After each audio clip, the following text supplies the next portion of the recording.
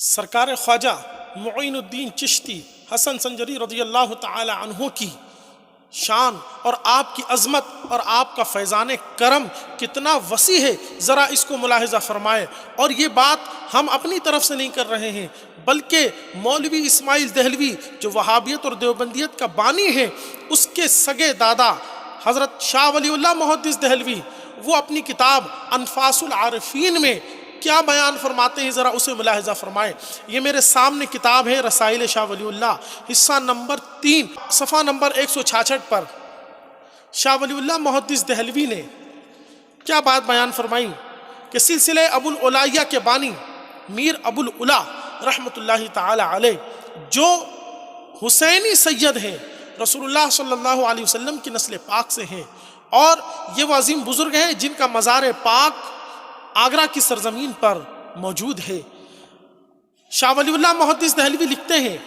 میر ابو العلا رحمۃ اللہ تعالی علیہ نے جب مانسنگ راجہ کے یہاں کی ملازمت کو ترک کر دیا، چھوڑ دیا، راجہ کے یہاں جو سپاہی کی نوکری کرتے تھے اس نوکری کو جو چھوڑ دیا، اس کے بعد پھر آپ نے تنہائی کو اختیار کیا، پھر آپ راہ سلوک کی طرف آئے۔ اور اب شاہ ولی اللہ صاحب جو لکھ رہے ہیں ذرا اسے غور سے سنیں، فرماتے ہیں اسی اسنا میں یعنی اسی زمانے میں، اسی دور میں حضرت خواجہ معین الدین چشتی قدس سرہ کے مزار پر انوار کی طرف متوجہ رہنے لگے۔ میر ابو العلا سرکار خواجہ کی مزار کی طرف متوجہ رہنے لگے۔ میر ابو العلا یو پی کی سرزمین پر رہ رہے ہیں اور سرکار خواجہ کا مزار پاک اجمیر کی سرزمین پر ہے،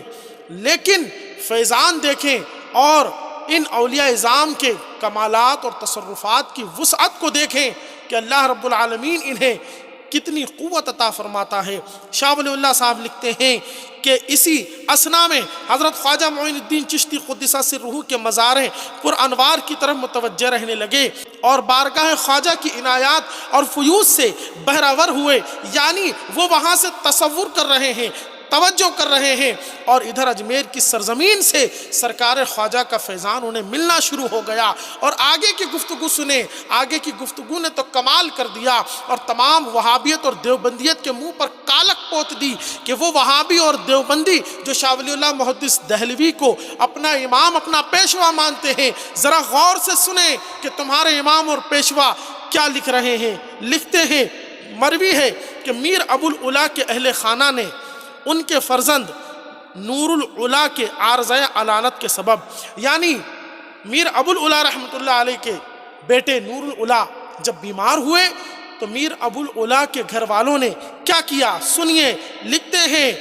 عارضہ علالت کے سبب، یعنی بیمار ہو گیا تھا بچہ، تو اس کی وجہ سے 1 روپیہ اور 1 چادر بطور نیاز مزار خواجہ پر بھجوائی تھی۔ اللہ اکبر، ذرا سوچے، بچہ بیمار ہو رہا ہے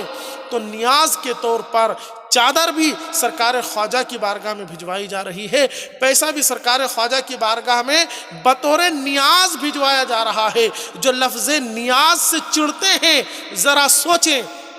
کہ شاہ ولی اللہ محدث دہلوی کتنی اونچی بات بیان فرما رہے ہیں، اور وہ بھی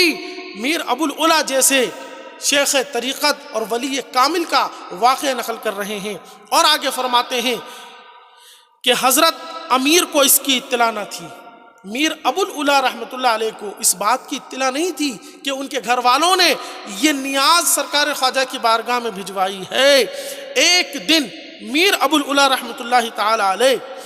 صاحب مزار کی طرف یعنی سرکار خواجہ کے مزار کی طرف متوجہ تھے کہ مزار سے ندا آئی، سبحان اللہ، میر ابو العلا کہاں ہیں؟ یو پی کی سرزمین پر ہیں، سرکار خواجہ اجمیر کی سرزمین پر ہیں اور اپنی قبر انور میں ہیں۔ اور میر ابو العلا جب توجہ کر رہے ہیں، قبر سے ندا آئی کہ تمہارے فرزند کی صحت کے لیے تمہارے گھر سے کچھ نیاز آئی ہے، اور اہل خانہ نے دوسرے فرزند کے لیے بھی التجا کی ہے۔ اللہ اکبر، اس جملے نے تو پوری وہابیت کو دفن کر کے رکھ دیا۔ پوری وہابیت کی جو بنیاد تھی اس بنیاد ہی کو تہس نہس کر کے رکھ دیا کہ غیر اللہ سے مانگنا اور غیر اللہ سے اولاد طلب کرنا، غیر اللہ سے شفا کی بات کرنا، ان سے نظر و نیاز کرنا، ان سے مدد طلب کرنا، یہ سارے کام تو وہابی دھرم کے اندر شرک ہے۔ لیکن قربان جائیں شاہ ولی اللہ محدث دہلوی اس بات کو نقل کر رہے ہیں کہ سرکار خواجہ کے مزار سے ندا آئی اور سرکار خواجہ نے میر ابوالعلا کو بتایا کہ تمہارے گھر سے 1 روپیہ اور چادر بطور نیاز آئی ہے، اور سنو فرماتے ہیں سرکار خواجہ کہ دوسرے فرزند کے لیے بھی التجا کی ہے۔ اب التجا کرنا تو ان کا کام تھا، اب ادھر سے کیا جواب ہے؟ تو سرکار خواجہ فرماتے ہیں نیاز قبول اور التجا مبذول ہے، یعنی تمہارے گھر والوں نے جو ہماری بارگاہ میں نیاز بھیجی ہے وہ نیاز بھی قبول ہے، اور انہوں نے جو دوسرے فرزند کی تمنا کی ہے وہ تمنا بھی پوری ہونے والی ہے۔ اللہ اکبر! ذرا سوچے کہ سرکار خواجہ کا فیضان کتنا وسیع ہے کہ مزار پر جا کر نہیں، کئی 100 کلومیٹر دور سے نیاز بھیجی جا رہی ہے، تو سرکار خواجہ کو پتا ہے کہ یہ نیاز کس کے گھر سے آ رہی ہے، یہ نیاز کس نے بھیجی ہے، یہ چادر کس نے بھیجی ہے، اور وہ ہم سے کیا چاہتا ہے، وہ ہم سے کیا مطالبہ کر رہا ہے۔ اور پھر سرکار خواجہ میر ابوالعلا کو بتا بھی رہے ہیں کہ تمہارے گھر کی نیاز قبول بھی ہو گئی اور تمہارے یہاں فرزند بھی پیدا ہونے والا ہے۔ اللہ اکبر! یہی بات اگر کوئی اہل سنت کا عالم کرے تو وہابیوں کی طرف سے شور مچتا ہے کہ یہ تو شرک ہے، یہ تو شرک ہے۔ میاں ہم کہتے ہیں کہ اگر یہ شرک ہے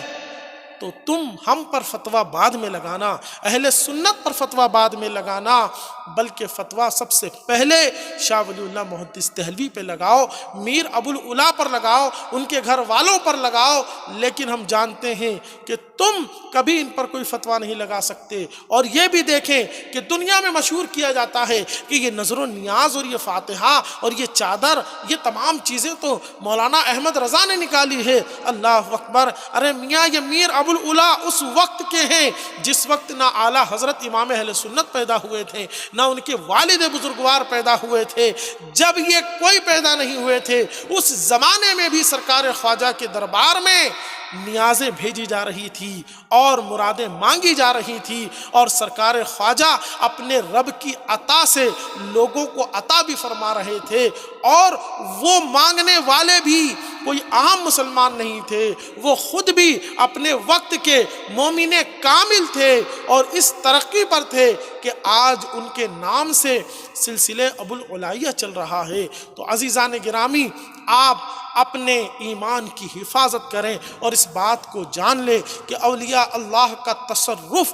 یہ کوئی 14ویں صدی کی بات نہیں، بلکہ ائمہ دین سلف صالحین کا اس پر یقین رہا ہے۔ یہ دیکھیں ذرا کہ جب کوئی سنی مسلمان کسی ولی کامل کی بارگاہ میں حاضر ہوتا ہے اور ان سے کچھ عرض کرتا ہے تو کس طرح سے شرک کے فتوے لگائے جاتے ہیں۔ ذرا اس مولوی کو سنیے کہ یہ مولوی کیا کہہ رہا ہے۔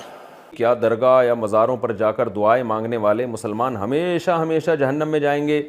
اگر ایسا ہے تو ان کی ہدایت کے لیے کیا کیا جائے؟ بنت حوا، اگر وہ مزاروں پہ جا کے مزار والے سے مانگتے ہیں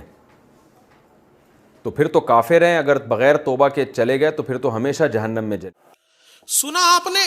کہ یہ مولوی صاحب کیا کہہ رہے ہیں کہ یہ قبر والوں سے مانگنا شرک ہے اور مانگنے والا مشرک ہو جاتا ہے، جہنمی ہو جاتا ہے۔ اللہ تیری پناہ۔ اب یہاں پر بھی تبلیغی جماعت والے کہہ دیں گے کہ نہیں یہ تو یہ مولوی صاحب کی اپنی رائے ہے، ہم نہیں کہتے۔ میاں یہ مولوی صاحب بھی اپنے گھر سے نہیں کہہ رہے ہیں، بلکہ وہابی دیوبندی دھرم کے پیشواؤں نے ان باتوں کو لکھا ہے۔ یہ دیکھیں میرے سامنے کتاب تقویۃ الایمان، تقویۃ الایمان مولوی اسماعیل دہلوی کی ہے۔ اسماعیل دہلوی کی تقویۃ الایمان صفحہ نمبر 8 پر کیا لکھا کہ حاجت برلانی، بلائیں ٹالنی، مشکل میں دستگیری کرنی، برے وقت میں پہنچنا، یہ سب اللہ ہی کی شان ہے اور کسی انبیاء اور اولیاء کی، پیر و شہید کی، بھوت و پری کی یہ شان نہیں۔ جو کوئی کسی کو ایسا تصرف کرے، اس سے مرادیں مانگے اور اس توقع پر نظر و نیاز کرے اور اس کی منتیں مانے اور اس کو مصیبت کے وقت پکارے تو وہ مشرک ہو جاتا ہے۔ یہ دیکھیں آپ، مولوی اسماعیل دہلوی نے واضح طور پر لکھا، نظر و نیاز کرنا मन्नतें मानना, ये सब शिरक है। और इसी बात को, ये देखिए मेरे सामने दूसरी किताब बहश्ती ज़ेवर है, इस बहश्ती ज़ेवर का सफ़ा नंबर 40 है, जिसमें लिखा कुफ्र और शिरक की बातों का बयान। हेडिंग देखें सबसे ऊपर, कुफ्र और शिरक की बातों का बयान। अब उसी हेडिंग के तहत क्या लिखते हैं, किसी से मुरादें मांगना, रोज़ी औलाद मांगना, मुरादें मांगना, रोज़ी औलाद मांगना, ये सब कुफ्र और शिरक की बातें हैं। ज़रा सोचो तो सही कि इन वहाबी देवबंदी पेशवाओं ने उम्मत को किस तरह से मुशरिक बनाने की कोशिश की है। मियाँ अगर यही शिरक था तो सबसे पहले शाह वलीउल्लाह मुहद्दिस दहलवी पर शिरक का फतवा लगाओ, उनके जहन्नमी होने का फतवा लगाओ, और है हिम्मत तो मीर अबुल उला रहमतुल्लाहि ताला अलैह पर यह हुक्म बयान करके बताओ। लेकिन वहाबी देवबंदी मर जाएंगे, कभी उन पर यह हुक्म बयान नहीं कर सकते, इसलिए कि इनके यहाँ जितने भी कुफ्र और शिरक के फतवे हैं वो सिर्फ और सिर्फ सुन्नी मुसलमानों के लिए हैं। और जो इनका दामन थाम ले, जो इनके पेशवाओं की गुस्ताखियों से आंखें बंद करके और फिर इनका पिछलग्गू बन जाए या इनका मुत्तबे और फरमाबरदार बन जाए, तो फिर वो कब्रों पर जाकर मन्नत भी माने, फूल भी चढ़ाए, चादर भी चढ़ाए, नजर नियाज भी करे, फिर ना शिरक होगा, ना कुफ्र होगा, ना जहन्नम में जाएंगे, बल्कि इनके लिए सीधे जन्नत सजी हुई इन्होंने अपने जहन में समझ रखी है। तो हजरात अहले सुन्नत इस बात को जहन नशी रख लें कि अहले सुन्नत ही का मजहब सच्चा मजहब है, और दुनिया के अंदर ये शिरक व कुफ्र के नए कानून बनाने वाले ये वहाबी और देवबंदी हैं, ये अहले हदीस और गैर मुक़ल्लिदीन हैं जिन्होंने ये नए नए उसूल गढ़े हैं। और याद रखना कि ये शाह वलीउल्लाह मुहद्दिस दहलवी ये गैर मुक़ल्लिद अहले हदीसों के भी पेशवा हैं, और देवबंदी तबलीगी जमात वाले भी इनको अपना पेशवा मानते हैं। ये बयान और ये तहरीर इन दोनों गिरोह और इन दोनों जमातों के ऊपर हुज्जत है तुम्हारे अंदर हिम्मत तो लगाओ इन पर फतवा। अल्लाह ताला तमाम सुन्नी मुसलमानों को तमाम बातिल फ़िरक़ों के शर से महफूज फरमाए, और असलाफ़ और बुज़ुर्गान दीन ने जो मज़हब व मसलक हम तक पहुँचाया है, अल्लाह हमें उसी पर हमेशा कायम व दायम रखे।